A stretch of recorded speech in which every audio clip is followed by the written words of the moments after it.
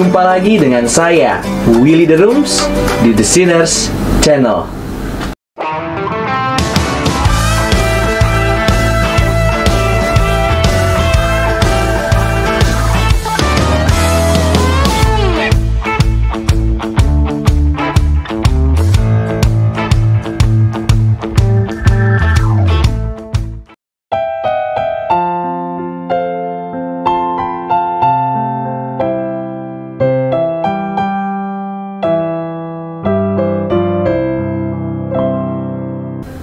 Pengertian tentang konsep Alkitab mengenai Imago Dei, gambar Allah, telah menjadi sebuah subjek teologis yang sering diperdebatkan dan dipikirkan oleh para teolog Kristen di sepanjang sejarah kekristenan. David Cairns dalam bukunya The Image of God in Man menegaskan bahwa tiada perdebatan yang lebih mendasar di dunia masa kini daripada perdebatan mengenai natur manusia. Perdebatan tersebut terjadi karena konsep Imago Dei hanya mempunyai 3 referensi yang eksplisit dalam Perjanjian Lama. Ketiganya tercatat dalam kitab Kejadian. Pertama, mengenai penciptaan manusia dalam Kejadian 1 ayat 26-27. Lalu yang kedua, mengenai penurunan atau transmisi gambar Allah kepada keturunan Adam yang bernama Set, Kejadian 5 ayat 1 dan 3. Dan yang ketiga, mengenai ancaman terhadap penumpahan darah manusia sebagai gambar Allah, Kejadian 9 ayatnya yang ke-6.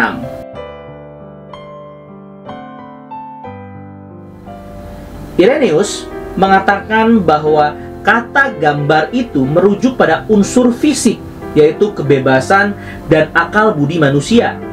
Sedangkan kata rupa merujuk pada unsur etis dari gambar ilahi, yaitu karunia persekutuan dengan Allah. Bagi Irenaeus, keserupaan manusia dengan Allah telah hilang ketika manusia jatuh dalam dosa. Sedangkan gambar Allah tetap ada. Ia percaya di dalam proses penebusan keserupaan dengan Allah yang hilang akan dipulihkan bagi orang yang percaya kepada Kristus. Seperti yang Irenaeus katakan dalam buku David Cairns.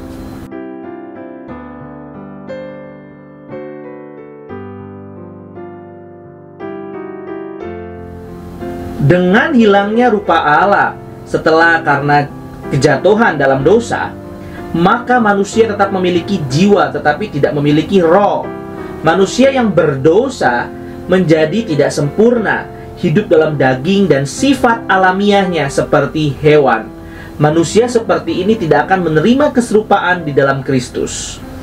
Dalam hal ini manusia memerlukan Roh Kudus untuk memulihkan rupa Allah padanya yang telah hilang akibat kejatuhan dalam dosa. Bagi Irenaeus, rupa Allah itu adalah Roh Kudus yang diberikan kepada Adam, namun hilang setelah kejatuhan. Dengan demikian, orang yang tidak percaya juga hanya memiliki tubuh dan jiwa, sedangkan rohnya tidak ada.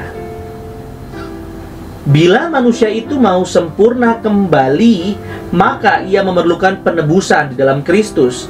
Bagi Irenaeus, Yesus Kristus merupakan pemulihan keadaan manusia yang tidak sempurna dengan pengembalian rupa Allah di dalam diri manusia. Dan Yesuslah yang mempersatukan kembali manusia dengan Allah sebagai pencipta manusia. Bagi Irenaeus, gambar Allah yang ada di dalam manusia, yakni naturnya sebagai akal budi, rasio, dan kebebasan tidak hilang pada saat kejatuhan manusia dalam dosa. Dengan kata lain, Irenaeus berpandangan manusia yang sudah berdosa masih memiliki gambar Allah. Pemikiran Irenaeus tentang gambar ini dipengaruhi oleh pemikir-pemikir klasik Yunani seperti Plato, Aristoteles, juga para kaum Stoicisme. Sedangkan pengertian rupa Allah menurut Irenaeus diartikan sebagai robe of sanctity, jubah kekudusan, yaitu Roh Kudus yang diberikan kepada Adam. Roh yang diberikan kepada Adam sebelum kejatuhan telah hilang oleh karena dosa. Oleh karena itulah, Irenaeus percaya bahwa orang percaya memiliki 3 komponen dalam dirinya, yaitu tubuh, jiwa, dan roh, yaitu pandangan trikotomi. Sementara orang yang tidak percaya hanya memiliki 2 komponen di dalam dirinya, yaitu tubuh dan jiwa saja. Menurut Irenaeus, Roh Kudus menciptakan roh manusia menjadi suatu organ yang melaluinya orang percaya menerima pengaruh ilahi dan dapat mengenal kebenaran ilahi. Roh manusia ini berada di dalam tempat rupa Allah. Adapun pengembalian pada tempatnya ini hanya dapat dipulihkan melalui penebusan Kristus bagi manusia.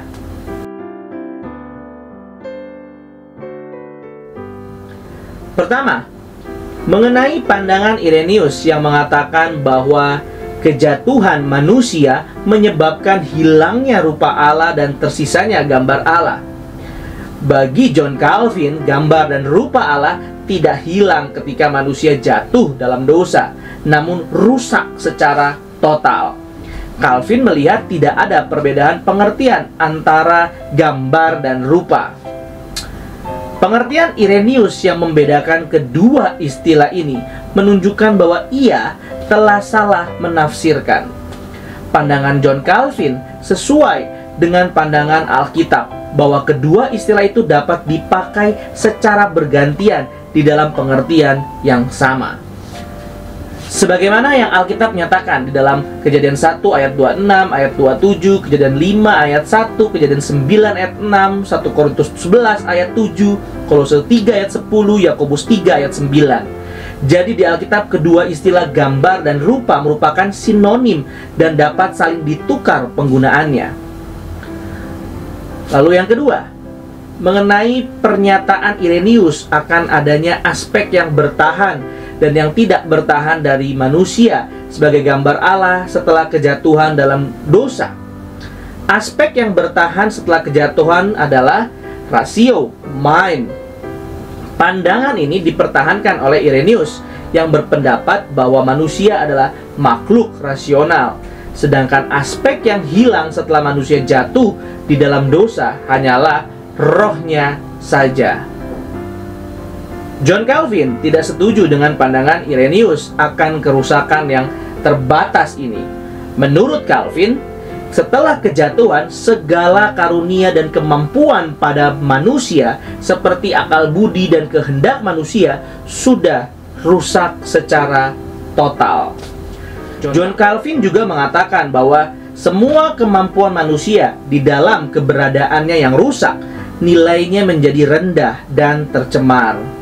Sebagai akibatnya, semua tindakannya lebih cenderung jauh dari ketetapan Allah, karena semuanya sudah tidak terkendalikan.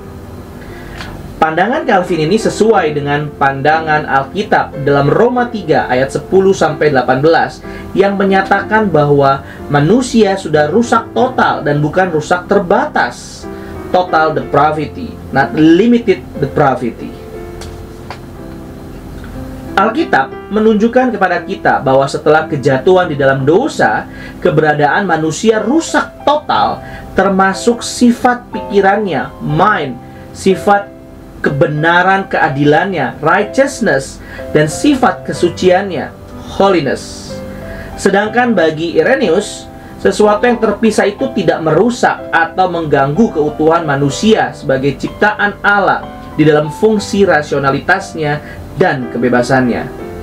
Dalam hal ini, Irenaeus salah karena menganggap aspek rasionalitas sebagai hal yang paling utama dari manusia sebagai gambar Allah. Ketiga, John Calvin tidak menerima konsep trikotomi dari Irenaeus karena Alkitab memakai secara sinonim kata jiwa dan roh. Bagi Calvin, gambar Allah pada manusia terletak di dalam jiwa manusia. Namun, walaupun tempat utama dari gambar ilahi ada di dalam hati dan pikiran atau mind, atau di dalam jiwa dan kuasanya, tidak ada satu bagian pun dari manusia yang tidak memancarkan gambar Allah. John Calvin mengatakan bahwa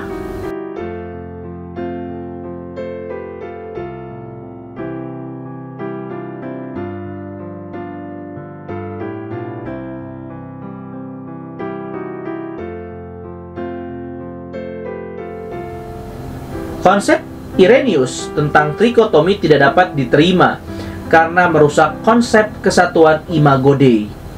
Pemikiran Irenaeus sangat dipengaruhi oleh filsuf Yunani yang melihat manusia dalam keberadaan utamanya, yaitu rasionalitasnya.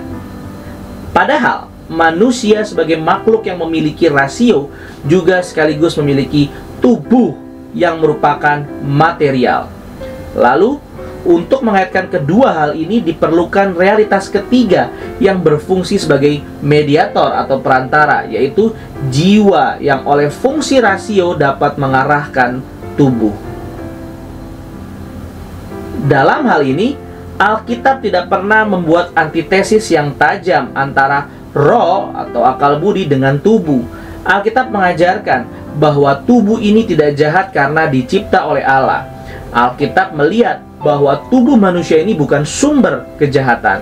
Tubuh dicipta Tuhan baik adanya dan harus dipakai untuk melayani Allah, sebagaimana yang dikatakan oleh Rasul Paulus dalam Roma 12 ayat 1 dan 2. Karena itu, saudara-saudara, demi kemurahan Allah, aku menasihatkan kamu supaya kamu mempersembahkan tubuhmu sebagai persembahan yang hidup, yang kudus, dan yang berkenan kepada Allah. Itu adalah ibadahmu yang sejati. Janganlah kamu menjadi serupa dengan dunia ini, tetapi berubahlah oleh pembaharuan budimu, sehingga kamu dapat membedakan manakah kehendak Allah, apa yang baik, yang berkenan kepada Allah, dan yang sempurna. Orang Yunani memiliki pandangan trikotomi karena mereka melihat tubuh ini sebagai penjara jiwa, soma sema, yang akan ditinggalkan dengan sukacita pada saat kematian. Pandangan ini bertentangan dengan firman Tuhan. Pandangan Irenaeus tentang trikotomi yang menempatkan pembedaan yang tajam antara roh dan jiwa juga tidak memiliki dukungan Alkitab. Pandangan trikotomi sering mengacu pada dua ayat perjanjian baru, Ibrani 4 ayat 12 dan 1 Tesalonika 5 ayat 23. Akan tetapi keduanya sama-sama tidak mendukung.